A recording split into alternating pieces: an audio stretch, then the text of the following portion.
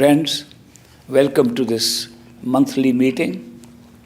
We are having under the auspices of ISHA, the Institute for the Study of Human Awareness.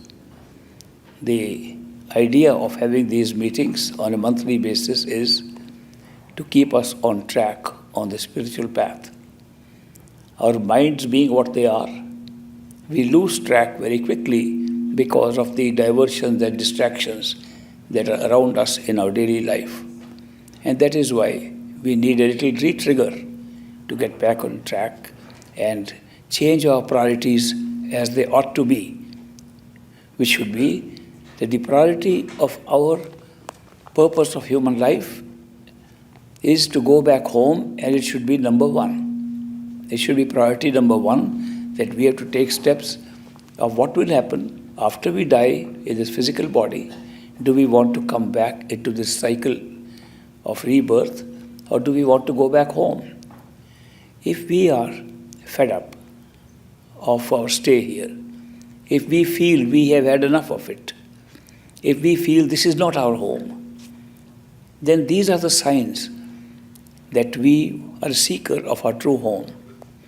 And when you are a seeker of a true home, no matter where, on this planet or anywhere else, if you are a seeker of your true home, want to go back to your true home, a master will appear in your life, sometimes by coincidence, sometimes by a strange set of circumstances, but a master will appear in your life.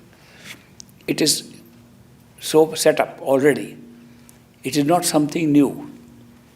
This arrangement has been set up by our own totality of consciousness before this creation came into being. Which means we have ourselves made an arrangement that when we are tired of this journey into a foreign land of physical, astral and causal planes, all planes working under the power of our own mind and not of our soul or spirit, we have made an arrangement ourselves at inception that when we want to go back home and we are tired of this, we have had enough of it, a master will appear in our life and he will guide us to go back to our true home. It can be anybody. A master does not have special wings to fly. He is a human being, just like us. A master acts just like us, with no difference. In fact, a few friends of mine have written to me about a master who says the masters know nothing and all that you are getting is from within yourself. The outside form of the master is merely a human being created like all other human beings by your own projection of consciousness. Therefore, how could a person who is your own projection of your own mind be a master or take you back home? So what takes you back home is your own self. That saint who said these things, his name was Baba Fakir Chand. Baba Fakir Chand lived in a town in India called Ishwar Puri. As it happened, my dad was teaching in a college in the same town of Ishwar Puri, and I was studying in that college, and so we had access to Baba Fakir Chand, who was our neighbor there. And he was following the line of Swamiji through Data Dayal, who was his master. And he was carrying on the work of a regular perfect living master. And he was a perfect living master. But in his discourses, he kept on saying that masters know nothing. In fact, he gave an example that in the First World War, he was in the military.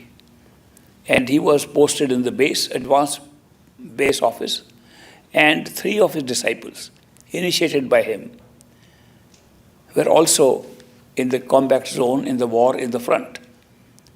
One day, those 3 disciples of Baba Fakir Chand got ambushed by the enemy, and they saw that the enemy was on all 4 sides. There was no way for them to escape. And therefore they said, now that we are going to die, we'll be killed any time by the enemy. Let us sit together and pray to our master, Baba Fakir Chand, that now we are ready to go back to Sachkhand, our end has come, and please help us to go back within ourselves to our true home. At that time, the three sat down and they closed their eyes and they felt that Baba Fakir Chand was present there. They opened their eyes and he was standing in front of them. All three of them saw him. They bowed at his feet, which is of course the custom there. And they touched his feet and said, "Thank you, Babaji, for coming here. We thought you were in the back post." He said, "I have come to tell you that you are not going to die today. I have come to tell you that where you are standing, behind that there is a bush. And you open that bush, cut it off. Under that is a tunnel. That tunnel will take you behind the enemy lines, you'll be safe." And he disappeared while they were watching. So they knew it was not the physical form, but it looked like the physical form. So they removed the bush and found a tunnel. And they came through the tunnel and went out behind the enemy lines, were saved, and ran to the base post to go and say thanks to the master for saving their life. When they reached there, Baba Fakir Chand, who was also in military uniform at that time, he received them and they said, "Thank you very much, Master, for saving us." He said, "When did I save you? I have no idea." They said, "You appeared before us. All three of us saw you. And you saved us by telling us a route which you could never imagine, that a tunnel existed there to come out. It's all you are doing. Master, don't pretend that you don't know about it." And Baba Fakir Chand said, "The truth is, I know nothing about it. The truth is that shells were falling outside my tent. I was shivering with fright myself. How could I be going out to save you?" And this story, he has told in his own words in his satsangs. And he tells the story. There's another satsang of his, an informal satsang with a group of people. In one, Harjit Singh is sitting and he's addressing most of his remarks to that friend of his. And he says, "People ask me, Babaji, if you know nothing, how are you initiating people? And how are you telling them what to do to have dhyan of the master and to look at me and get the dhyan? Why are you telling them that if you really know nothing?" And in that discourse he describes, he says, "I am not saying that I do nothing. I do everything. But the I that does everything is inside you. I am a projection from the real master who's inside you. I am trying to draw your attention to the inner self, which is the only reality." He said, even the astral form, the radiant form of a master that you see in meditation is not real. It's made up. The master you see in physical body outside is not real. It's made up like anything else. If everything around us is Maya, illusion, how can one piece out of it, a human being, be different? So the master is the same form as the rest of the creation, outside, unreal. So Baba Fakir Chand explained that there is only one reality. You can give it any name. You can call it Anami, you call it Satnam, you give it any name. You can call it the ultimate truth, you can call it the total consciousness. It doesn't matter what name you give. That's the only reality. From that reality, everything has been created step by step. Nothing else is real. So when you say that Master comes to help us, and that Master came and helped you when you were ambushed by the enemy, it is not me. It's not my radiant form. It's none of the forms. It is the truth, the ultimate, the only reality that took the form of a Master and helped you. It's the same reality that is taking the form of me as a physical being to help you. But don't start taking things that are created by illusion as reality because they are helpful to you, because you made an arrangement to have this system go to take you back home. He emphasized this point. And he said, "I'm sitting in front of you," Fakir Chand says, "and you have come to me for my satsang. I'm giving you a discourse. It will help you. But where will you really get help to go back home? From within yourself. And not only from the experiences you are having within yourself. Even they are unreal. Only from the ultimate source, which is the only reality. All else is made up. After that, another satsang took place few days later, where his own disciple, one Tarachand, was sitting there, became a saint. They call him as Sant Tarachand. So Sant Tarachand came to see him, and Baba Fakir Chand introduced him and said, today Sant Tarachand is going to give a satsang. So Baba Fakir Chand is sitting next to him, and Sant Tarachand is giving a discourse. And what does Sant Tarachand say in front of his master? He says, don't believe this guy. If he could do nothing, why am I traveling 1,000 miles to come and have his darshan? Why am I coming to this man if this man is doing nothing and he knows nothing? Why am I running after him? And he says, I can tell you the truth. Without coming to this man, I could have got nothing. Therefore, he is a perfect living master in human form, and he can't even deny sitting next to me. And Fakir Chand laughed and smiled. The point he was trying to make, and we discussed these things, my dad and I, with Baba Fakir Chand, because he told us, explained, that people are beginning to worship a man outside as a way to go to Sachkhand, which is not true. Sachkhand has to be found within yourself. People have given up the practice of meditation, thinking, no, we can go and have a darshan of the Guru, we are fine. So I am encouraging them by telling them the truth. The truth is, the reality lies only inside you and lies at the top where there is only one. There is no two there. When it becomes two, it becomes unreal. When it is ultimately one, that's the reality. So I am telling them that the reality is one, and they are taking it differently, and they think that all masters know nothing. If they know nothing, why are we running after them? So what is the truth then? People are asking me, and I am giving an answer today because I know Mark is recording this, and it will go to many questioners, same kind of questioners who are asking that Baba Fakir Chand says the master know nothing. Is it true? Now the answer, of course, is they know nothing. They are ordinary human beings. But without them, you can get nothing. Without them, without their initiation, without their giving instructions how to go within, without their knowing who you are, without their being able to guess what you are thinking, without being acting so superhuman in the human body, they wouldn't be masters. So they do all these things. But their life is like an ordinary human being. People come to me and thinking I am a master. I first of all dispel that feeling. No, I'm an ordinary person, a seeker, a sevadar of my master. He was a perfect living master, not me. If you experience anything, he is responsible, good or bad. If it's good, praise him. If it's bad, condemn him. He is doing everything, not me. So I secure a very safe place for myself.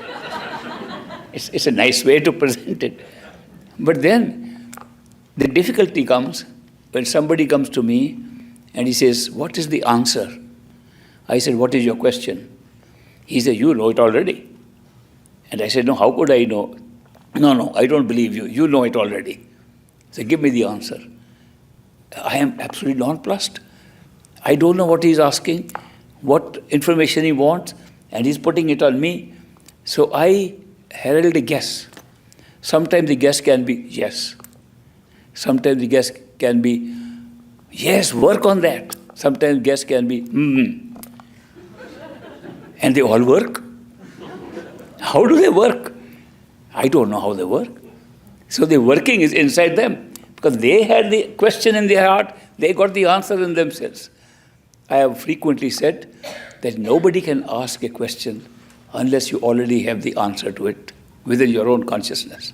It's hidden somewhere. When you go to a master and ask a question and he answers it, and you say, yes, that's right. How do you say that's right if you didn't know it already?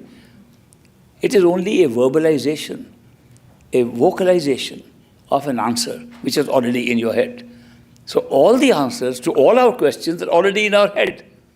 And by going within and discovering the various layers through which we pass to become human beings, just by having those experiences, we get to know that the answers are inside, and we can see the answers inside ourselves. So that is why, supposing somebody asked me a serious question and I give a stupid answer, he won't accept it. Even if I was a perfect living master, he won't accept it, because he said it doesn't make sense. So when you say an answer makes sense and you like it, it means you knew it beforehand. It was not visible in front of you. It was hidden behind somewhere in your mind. So the mind is creating all these things. And the mind is a very creative thing. Everything we are seeing around us has been created by the mind. Everything. 3 mental worlds to which we have access.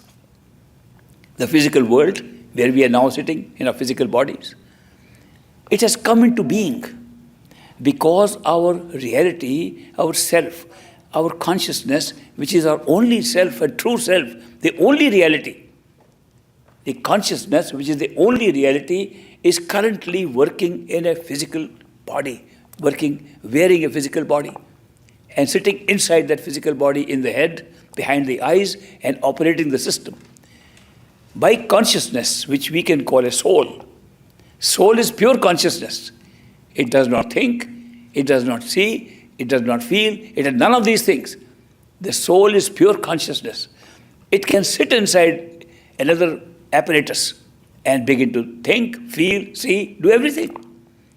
The soul sits inside this physical body, inside the head of a physical person, behind the eyes.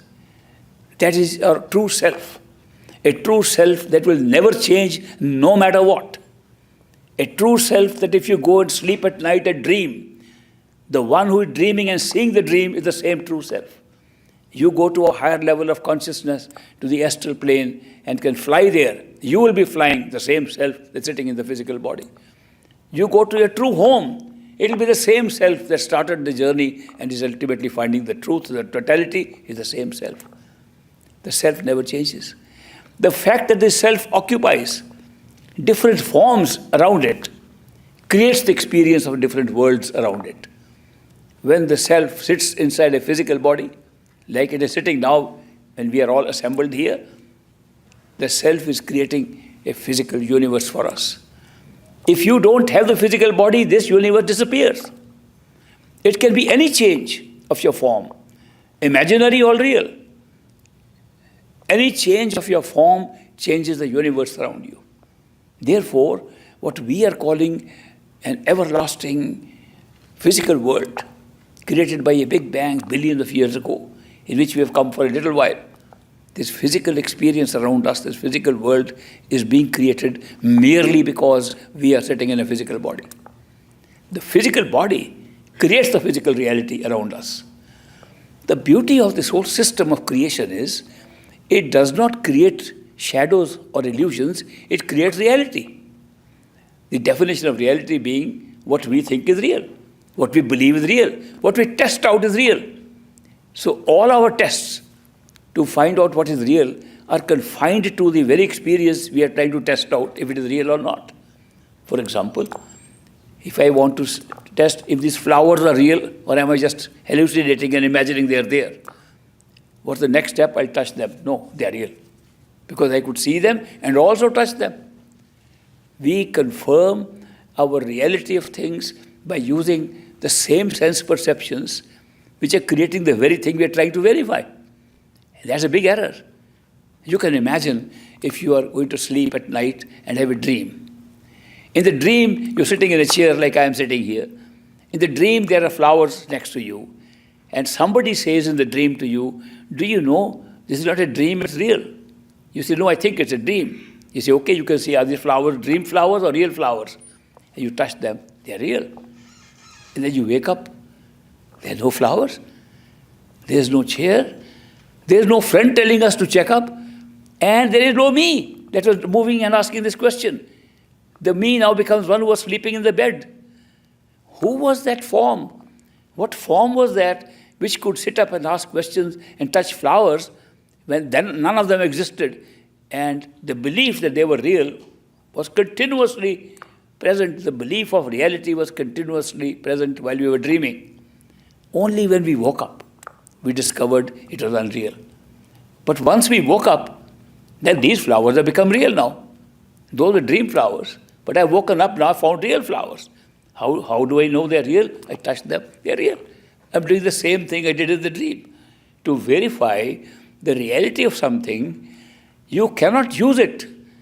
Use the same system of checks that you are using for creating the first reality. Therefore, we make that mistake and we think things are real because they can be verified by a combination of sense perceptions, and therefore our perceptions is a guide to what is real. When the perception changes, by change of consciousness, level of consciousness, reality changes. Dream becomes real while we're dreaming. It becomes a dream when we wake up. This physical world remains real while we are in the physical world. When we go to a higher level, physical world disappears like a dream. And that world becomes real. And we go to still higher place, both astral world, physical world and dream world all become dreams. And we wake up to something more real. Then we find the mind itself is real. The mind's ability to create is real. And we see the mind creating all these things. Then we find out the only real thing was our mind. And then we find out that the mind itself is part of a universal mind. So we discover the universality of creation. You see, now we found the truth. This is the real truth. We are having experience of a real truth of the mind. And then we come across a perfect living master in the human form before we started this exercise to go to the mind. And he tells us the mind is also created. That's not the reality.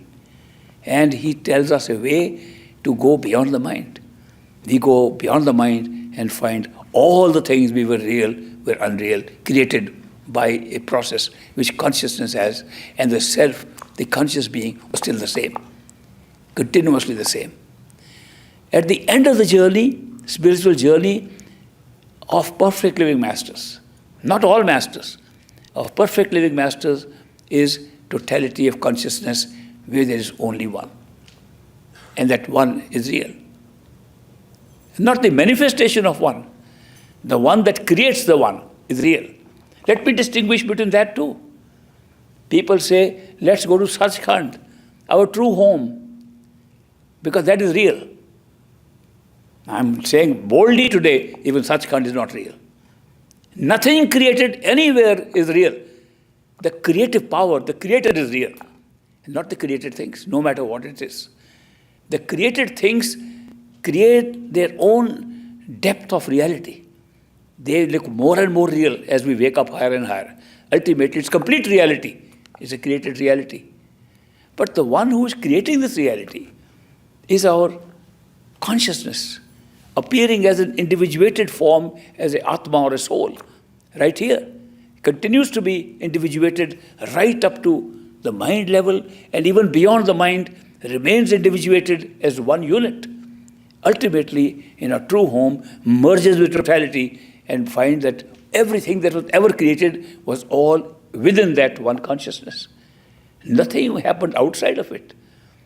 It is like consciousness is like a daydreaming being who daydreams, whatever he daydreams become reality. Something like that. Therefore, consciousness has the power to be conscious of anything it likes. It's an arbitrary consciousness.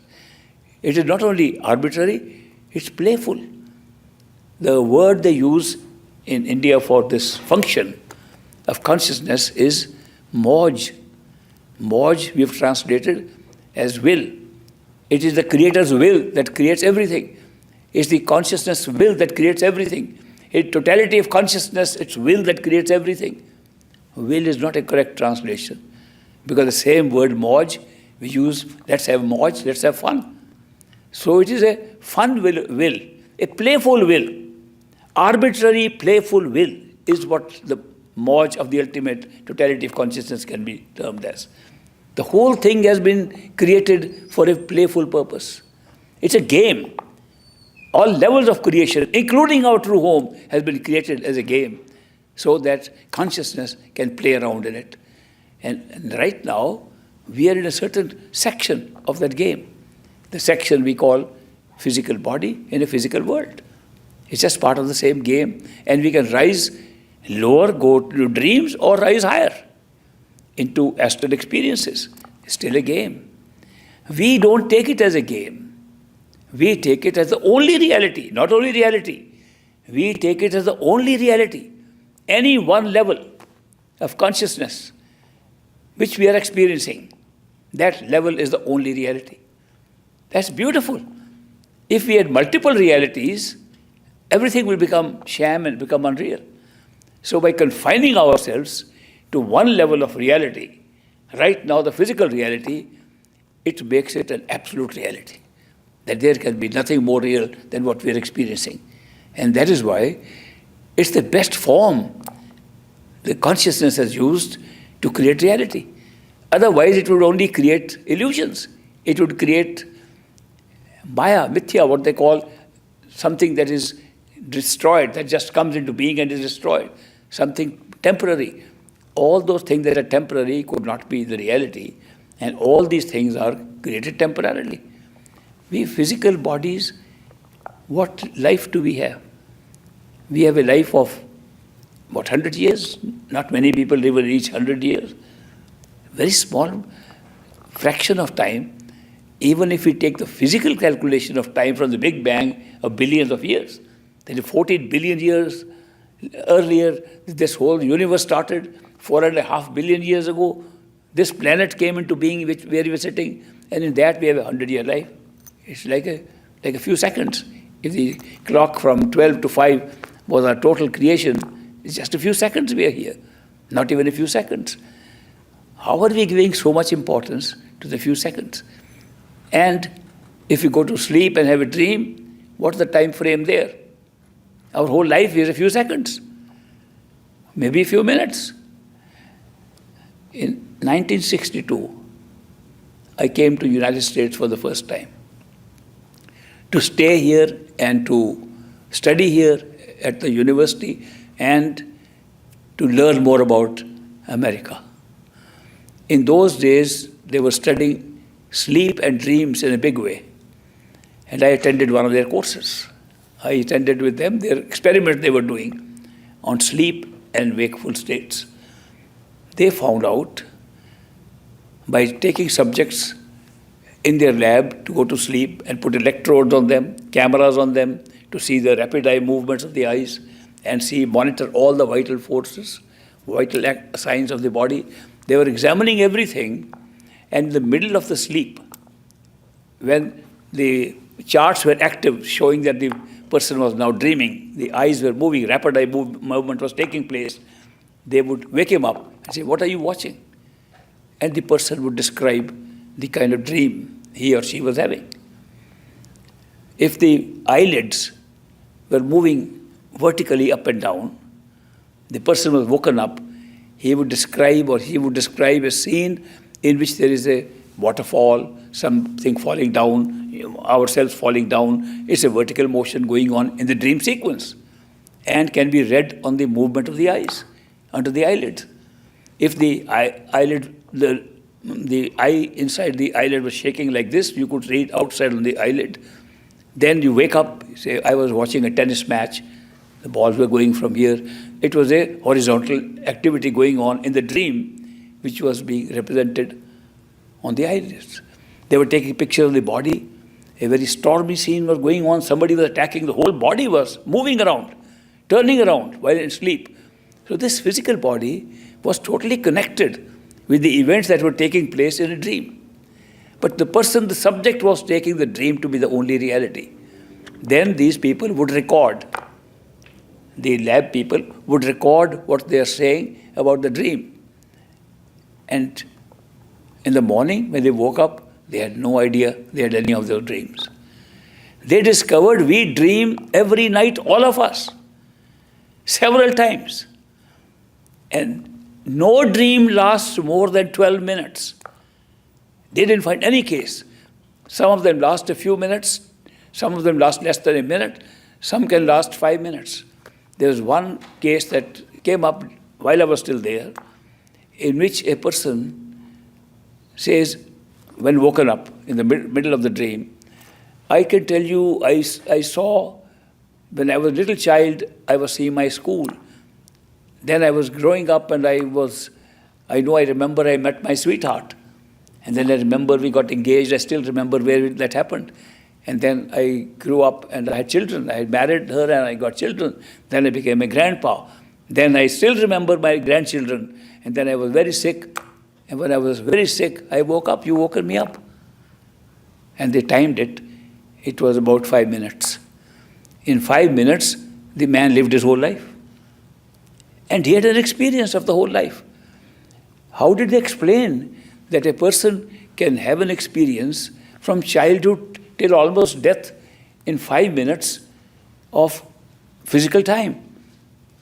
The explanation which I agree with was that we don't see in a dream, we don't see all the scenes play out in real time. We see flashes one after the other, and those flashes create the impression that so much time has passed, and we take it as normal.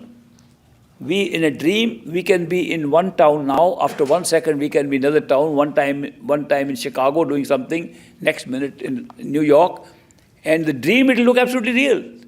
Nobody has ever questioned in the dream, how could I jump immediately from Chicago to New York at once? In the dream it looks real.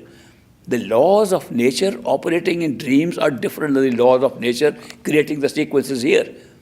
So they explained that we have flashes of experience, visual experiences, flashes which come rapidly, but we assume, and by assuming, experience the actual time flow of many years. And I was very happy to hear that explanation because I knew this is exactly how we live here now. We are not passing through real time here, we are living in flashes here also. The mind creates flashes. We are living in still pictures now. It doesn't look like still. It's like a movie. You go and see a movie on the screen, everybody is moving around, and if you go and see where the projector is, each is a single picture being moved rapidly. If we move it slower than 16 frames per second, it'd be very choppy, we won't see there's any movement.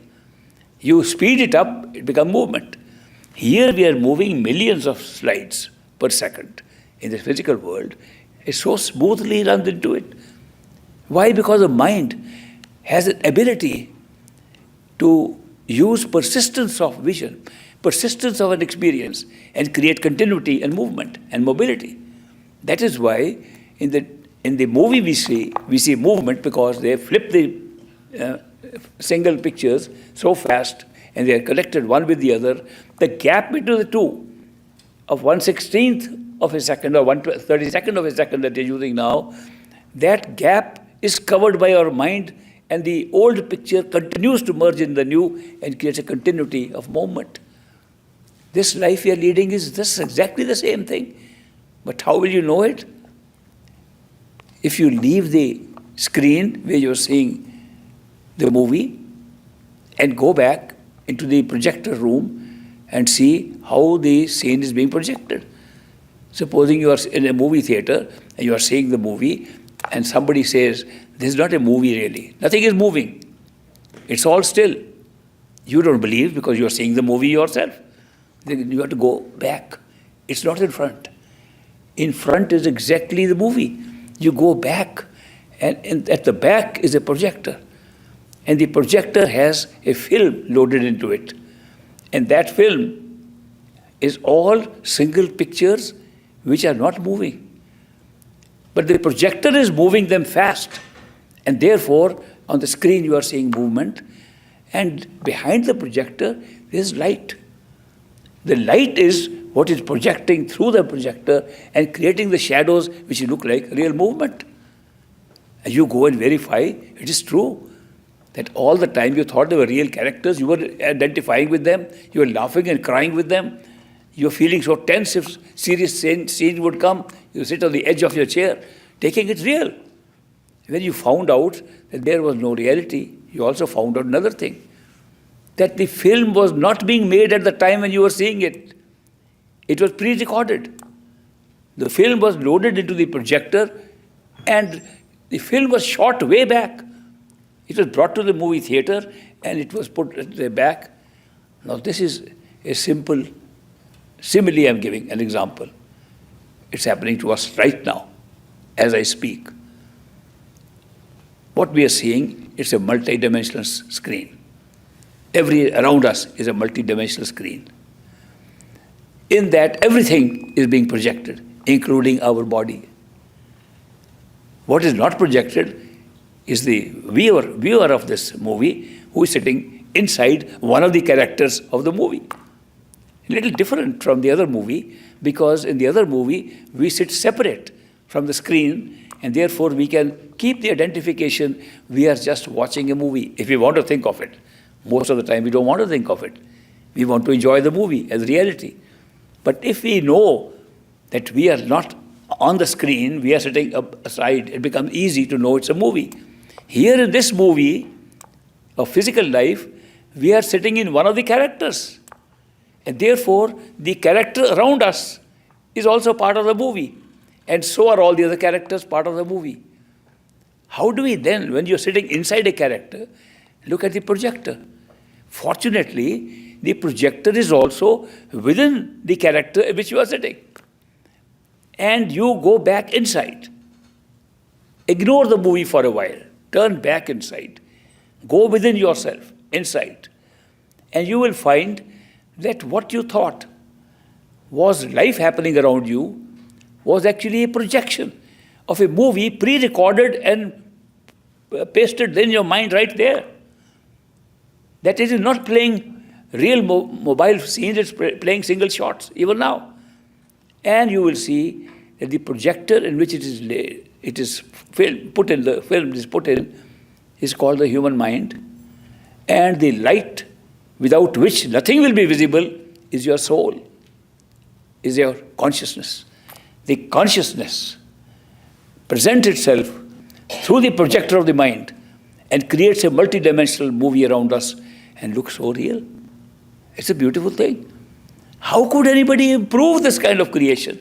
How could anybody improve on this system by which we can identify completely with the characters of the movie and become a reality of a character ourselves, as if this physical body is our reality? How does it happen? Because we don't look behind. We don't look inside.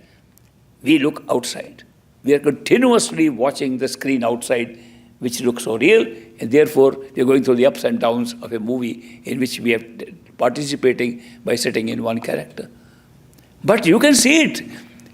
Once you know the truth, I am sharing this truth with you, that go within and see how the projection is taking place. You can also find out that the entire life that you are leading is totally pre-filmed, predetermined, and you can make no change whatsoever in it. But the part of the movie says, characters say, we can make a change, and you make a change. That change was pre-recorded in the movie. And the movie is participating with thoughts, which are also part of the movie. Choice making, also part of the movie. Our free will, part of the movie. Therefore, if you want to find the reality, you have to go deeper within yourself, behind the mind. Leave the mind to continue to work, and you go behind it in pure consciousness, and you can see all this happening. What will happen if you suddenly do this? Well, some people say you'll turn crazy. You'll become insane. I agree. You'll become very crazy. That all these years, I took it as all real. I took these people as real. I took my children as my children. I didn't know they were children of my body. I took my house as my house. I did not know it belonged to my body. It doesn't belong to me at all. That none of the things that I was thinking are mine were ever mine. They were all part of the movie. And one day the show ends and I go home. So how much of my attention I was putting into an area which was not real, not mine, and I could not carry it, even if I wanted to. I had a very interesting dream once when I was young. At that time, money meant a lot of things to me. I won a lottery in a dream. $5 million won in a dream. I'd never seen that kind of money. I went to collect the money. And they said, do you want a check or do you want cash? Cash. And they began to heap up those dollar bills in a heap. I was about to pick up, and I woke up. I was so distressed, I said I must go back to sleep again to correct. This is the truth about ourselves. We get so attached to the characters, objects of a dream, of this physical world that we do not want to go anywhere else. Even though there are so many ups and downs in this, we fall sick, we become poor, we have a lot of problems here, we get emotional distresses. Our best friend leaves us for no reason. We are ditched all the time by people, and there's no real love we discover. All these disappointments we are putting up with because we're taking them as real. And if we were to take these as a movie, what would happen? Would we really become insane or crazy? No. We would be able to look at life as a movie and enjoy it. The ups and downs of a movie make it more exciting. It does not make it less exciting. The extremes of a movie make it worth more than the ordinary movie where there's nothing to excite us. That is why we have been placed in a life where if we were to look at it as a movie, it'll change. Our whole approach, our whole state of happiness and joy and bliss changes with that. What we call happiness and joy and bliss, which is our goal, all of us want that. And that can be achieved by realizing, by actual experience, by going within, watching the movie from within and discovering how it is taking place. If one can do that, the rest of this life and any other life or any other future becomes so enjoyable, we can't call it anything less than ultimate bliss. When people talk of a blissful state, that's the blissful state, a state in which you can relax and watch the movie. Now, it's not difficult. I'm making it sound that you have to really go to the projector room and all that. No, I can give you a simple way of looking at life as a movie. Get up in the morning, close your eyes, and feel you are sitting on a chair inside, behind the eyes. That this is your place to see life. And remain there, relax there, have a nice cushion, best cushion, chair, comfortable chair, behind the eyes. You sit and relax there. And then open your eyes and see through the body, through the eyes of the body, a world, and it becomes a movie. Don't lose your position there. The secret is not to lose your position where the self operates from behind the eyes at the third eye center. If you can locate yourself there, you solved a very big mystery of life. So the true meditation, a spiritual way of finding the truth, is to go within yourself, within this body of yours. Within this body, because the body is our only reality at this time. If we go somewhere else, then this body will not be our reality. But to start with, we have to go within this body, behind the eyes. Why do I recommend that place behind the eyes? Some people say, why don't you say heart? Why not the heart chakra? The heart chakra seems to be the most important chakra for people who are emotional, who want emotional experiences. I have noticed that. A lot of people get emotional experiences by concentrating their attention on the heart chakra. But we don't see from the heart chakra. We don't locate things from the heart chakra. We don't die in the heart chakra. We die in the brain chakra, in the two-petal lotus, which looks both outside and inside. Even if you want to examine the nature of the 6 energy centers in us, you will find that the only center worth examining is the two-petal lotus, which are the 2 eyes. They look outside, and you go down to the bottom through a yogic practice, come all the way up to the two-petal lotus, they look inside. All the others are duplicates of the same set of centers, awareness centers behind our eyes, energy centers below us. That's a good combination. If you are able to sit inside the head, behind the eyes, and then watch out for the movie, you'll find the reality is inside. This is all a movie. And what will happen? You'll enjoy it. You'll enjoy your own character's game as well as other characters playing that game. It's a remarkable way of looking at life. And if you are going to meditate, that's the way to start anyway. If you want to find the highest truth, what is real? What is permanently real? Who are we? basic questions of a true seeker. Basic questions: who are we? Where is our true home? Why are we in a human body? What is the purpose of human life? If you have these basic questions, the answers are found all by withdrawing your attention inside and just starting your journey from there. Of course, it can be a dangerous journey too. Just like we face dangers outside in this world, we come across difficult situations, we have falls, we meet unscrupulous people, we meet dishonest people, and we have many disappointments outside. The dangers inside too. To avoid those dangers, it is best to have somebody in whom you can trust, who you love, who can be a permanent friend, and who travels with you when you take that journey. Now that's great.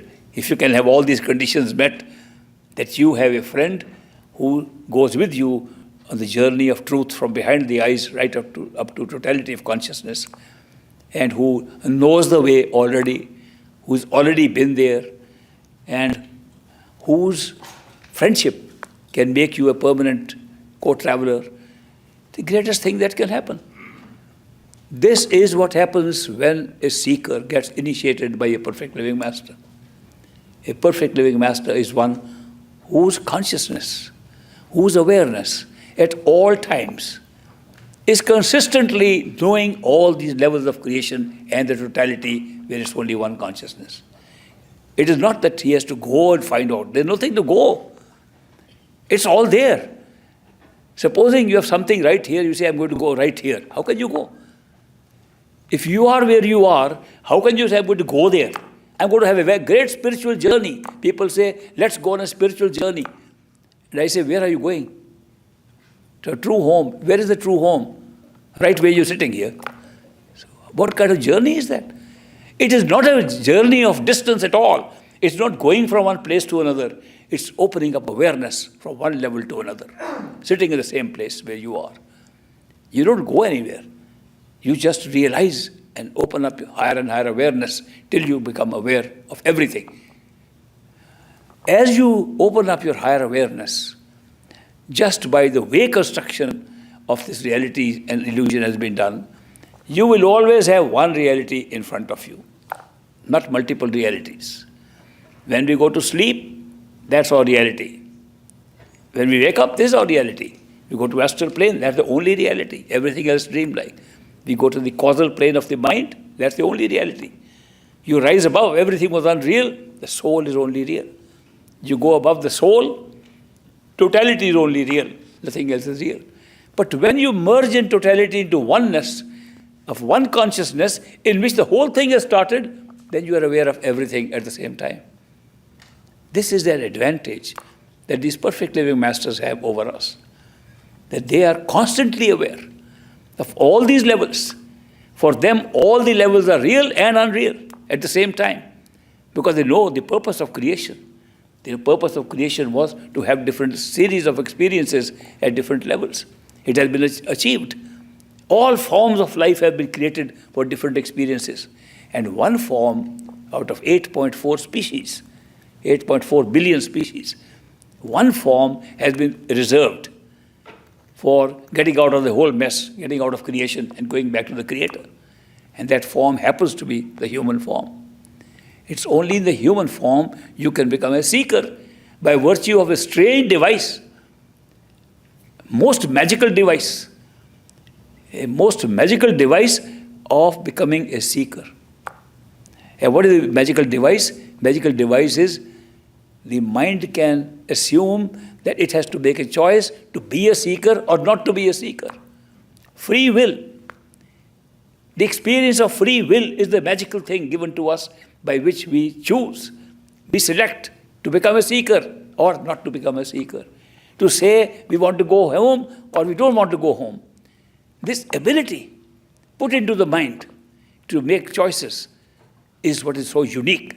No other form of life, no other form of existence of consciousness anywhere in the universe, of this universe or any universe, exists equal to this. Plants can do it, cats do it, Insects can't do it, birds can't do it, mammals can't do it, angels can't do it, gods can't do it. These, because they have no free will to choose, their mind is not functioning on a basis of free will. And the higher forms, angels and all, they know everything. If you knew everything, your free will disappear at once. If you knew what is going to happen in the next 5 minutes and can see it beforehand, your free will disappear. You'll find that this was already decided, what you thought you were making a choice. Therefore, this unique experience of saying we are going to make a decision whether to seek or not to seek, that unique experience is the secret to going back home. Therefore, it's that same thing, the seeking, that brings a master into our life. And there can be several masters. I want to clarify that also. One should not wait for a perfect living master to arrive before you start the spiritual journey, spiritual awakening. You should start wherever you can. In fact, our scriptures say there are 4 masters from whom you learn. First is the mother that gives birth to you. The mother is your first teacher, first guru. And then she brings you up to a point where you go to school. And the school teacher becomes your guru, becomes your master. Then you go to a religious belief system. And the religious church person, temple person becomes your guru. Then you do not get satisfied with any of these. Your seeking continues inside, and a master comes who says, go within, another guru. Then the master takes you only to the heavens inside at the astral plane, and your seeking is still there. That's not what I wanted. I wanted more. Another master appears in your life and takes you further. Your seeking continues. I want to go to totality of consciousness, my true home, to which I really belong, from where I've come. And a perfect living master appears in your life. It's all set up like that. It's all part of our destiny, which we are living in a physical human body. It's amazing that such a good arrangement could be made. I see total perfection in total view of consciousness and its creation. If you see parts of it, it's all imperfect. Just seeing a little bit less than the total makes it imperfect. But when you see the total, it's perfect. Where do you see the total? Only when you become total. When you become totality of consciousness, the ultimate creative power that set everything in motion. So the most wonderful thing about all this is that having been given this opportunity of a human life in order to have free will, and having free will in order to become a seeker, and becoming a seeker and finding a master who can take us within, and having found a master to proceed with him till he can take us no more and still have the seeking and go further. And ultimately, the ultimate seeking brings a perfect living master, and you go back home continuously thinking, he knows more. Maybe he knows more, that's why he knows the way, he knows where I'm going. And it takes you through very strange experiences. And at the end you find he and you were the same. That you were yourself the master. But you couldn't see yourself, so you projected an image and produced a human being as a master. It's a most remarkable spiritual journey. There's nothing like it. And yet, so many of us are treating this whole opportunity as a philosophy, just as something to debate about what is real, what is unreal. Do we really have free will? Do we don't have free will? You could be debating these subjects for your life. And some people tell me, I can't take even the first step unless I am satisfied. Then I tell him the story of the guy in India who fell into a well. Those wells don't have parapet walls, so they are flush with the land. So in the darkness, a professor, intellectual professor, a questioning guy like many of us, he fell into the well. And he was moaning and groaning, and a passerby came and he heard some voices. And he came, he said, oh, sorry, you have fallen the well, but lucky the water is not deep. I can go and bring a rope and pull you out. And the philosopher says, no, but first explain to me why I fell into the well. Then you also tell me, how can I trust you that you will bring the rope? And even if you bring the rope, How can I trust you that after lowering the rope, you'll not drop me again? And the guy outside says, look, can't we discuss all these things after you're out of the well? Then we can discuss how you fell into the well. We can discuss why I had to bring a rope. Can't we discuss? No, I won't take anything. I won't even listen to you unless you first convince me that you are a trustworthy guy, that I can have faith in you, that you will really bring the rope. The guy says, okay, then you stay in the well. And that's so many of us are staying in the well with our minds debating this thing. Whereas these perfect living masters come and say, you take one step forward, we'll take 10 steps more. Just make a little effort, which also they plant in us. When the destiny is right, they plant the first step in us. And we are still worrying, can we be sure? We can't be totally sure. Why do we say that? Because we identify ourselves with our mind. The mind is a thinking machine. It's a beautiful machine. I can't praise it enough. What a beautiful equipment we have been given. The soul has been given such a beautiful equipment. It can think in words and images and in languages. It can project the whole creation. It can sense things. It can make sense of things. It can use logic in order to come to conclusions. What a wonderful gift to have a computer-like machine like that attached to ourselves, to our souls, our consciousness. And we put our consciousness, the energy to make it alive, to make it work. We give it the power. The soul or consciousness gives the power to the mind to become real. And then we start believing we are the mind. Whatever the mind does, arbitrarily, bizarre, we think we are doing it. We think and we start saying, I am thinking. You are not thinking. You are letting your mind think. You are making your mind think. If we can't even understand this basic distinction between ourselves and a cover we are wearing, a machine we are carrying, then we'll be caught up in this all the time. When we think, it's not the I, the self that is thinking. The self is providing the conscious power to the mind to become alive, and the mind thinks. We make the mind think.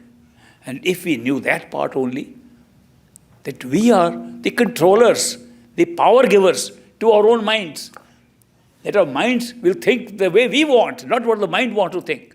If we can just take this control, this much control, by directing the mind what to think, and not letting it go astray, pulling it back. And if it still wants to play foul, let it play foul and you ignore it. If we can do these things with the mind, our spiritual journey will be cut short immediately.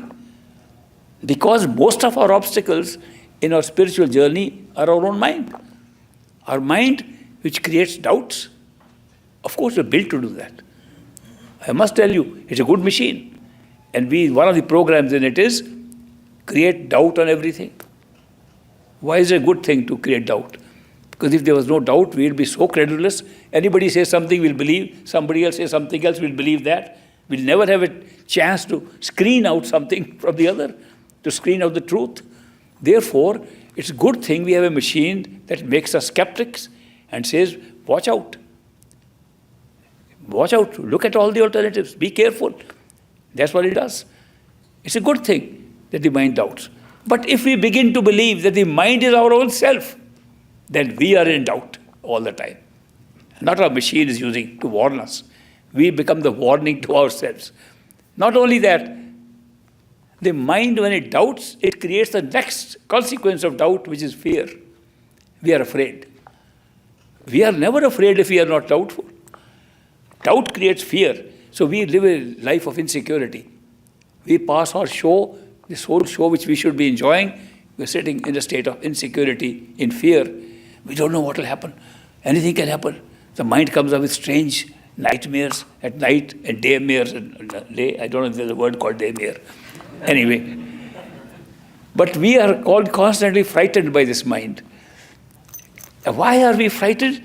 Because we don't realize the mind is not us. We are the soul, the spirit, consciousness, not the thinking machine. And we can use the thinking machine the way we want. And that requires that instead of allowing the mind to exercise a mental will, we should use a spiritual will to overcome even the mind. A spiritual will is built when the soul asserts, and mental will is built when the mind asserts in our life. The mind asserts through the process of thinking. The soul asserts through intuitive knowledge, through coincidences. Coincidences and intuitive knowledge, they are the assertive tools of the soul. When we live our life with intuitive knowledge, knowing what is intuition telling us, gut feeling telling us, and make the mind act according to that, life changes immediately. You can experiment with these things. What I am saying is for application, not for study only and not for debating about it, but application. That you go within and assert your spiritual will over the mind, and you will get so much control over the mind. Mind will do what you want it to do. So I've told those stories about how to control the mind like a genie, what to be controlled in Aladdin's story, and other ways I've been explaining in other talks. But we have to realize first, before we can do any of these things, we are not the mind. Mind is a thinking machine we are using, and we can use it the way we like. And that little practice is required to give directions to the mind what to think. Directions to the mind what to speak, what not to speak, what to think, what not to think, and keep at bay when you're trying to get something higher than the mind. I hope all of you will try to get to the right place behind the eyes and verify the statements that I am making for you. And verify what I am sharing with you. It's all verifiable by each one of you. All you have to do is, don't take the body as yourself. It is not. It's temporary, only covering yourself. Don't take your sense perceptions as a way to determine the truth. Those are also covers upon yourself. Don't take thinking with the mind as yourself. That's also a machine given to you. Remember, you are the consciousness, the power that works these three things, that makes these three work, the mind, the senses, and the physical body, to create a life experience for you. You are in control as the soul and the spirit. Get into that position. Start from behind the eyes. Every morning, make it a priority. Every night before sleeping. 5 minutes morning, 5 minutes night, or more, if you can find time, and you'll find the verification of what I've been telling you. Thank you very much for coming and letting me share my experiences with you. We'll have a break. I'll come back here about 3 o'clock and answer any questions if you have.